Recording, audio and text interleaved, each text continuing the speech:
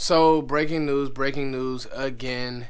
As many of you all have heard, and you see the tweet by Adam Schefter, Kirk Cousins is now going to hit the free agent market. Alex Smith signed a 4-year, I think 71 guaranteed. I don't know if the Skins are going to take his cap number, but nonetheless, he's going to be a Washington Redskins for at least, I would say, probably the next 2 years.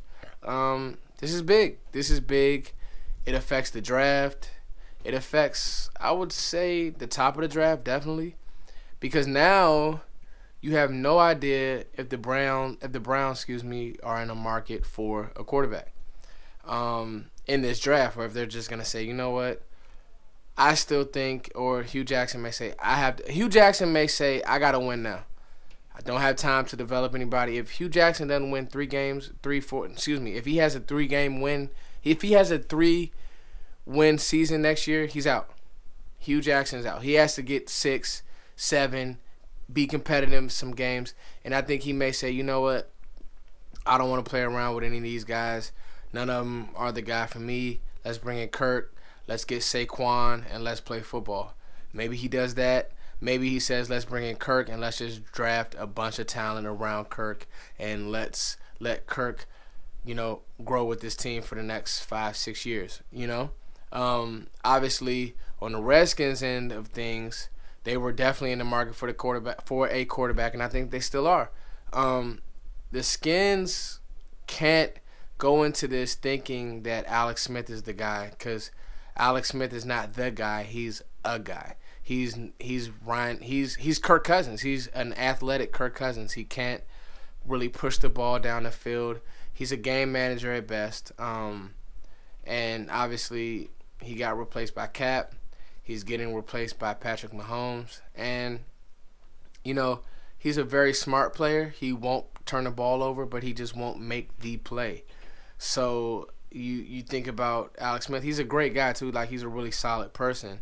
Drafted in 2004, but he's an older quarterback as well. So just like my knee jerk, I think that the Skins still could be in the market for a quarterback. Now, when maybe they look at Mason Rudolph in a second, or dare I say Lamar Jackson, because how that all went down with Robert Griffin III. But nonetheless, this is just kind of like me just going off the top of my head. Now, the Skins did give up, which I thought was very dumb, but this is the Skins organization. I would have not given up Monte Nicholson or Kendall Fuller. That's the early reports. I thought that Fuller was a good young player out of Virginia Tech.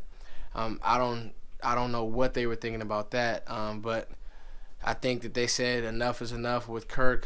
We don't want to pay him that. And it's just I don't understand why the Skins didn't start this process last year. You kind of knew what Kirk was, had the opportunity for the playing game last year against the Giants. Kind of shows you that.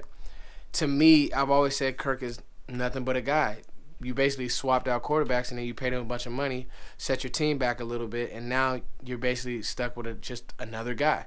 At least, start fixing the defense and get younger. Just some type of a plan for the Skins, but I can't fix the Skins and the Cowboys. I'm too busy trying to fix the Cowboys. But that's just my opinion on it. And so this affects the draft in a lot of ways. So it'll be interesting to see moving forward how everything kind of pans out. But breaking news. The first big offseason deal is probably trump the news of the boring Super Bowl that's going to be played on Sunday. And that's the simple fact of the situation at hand.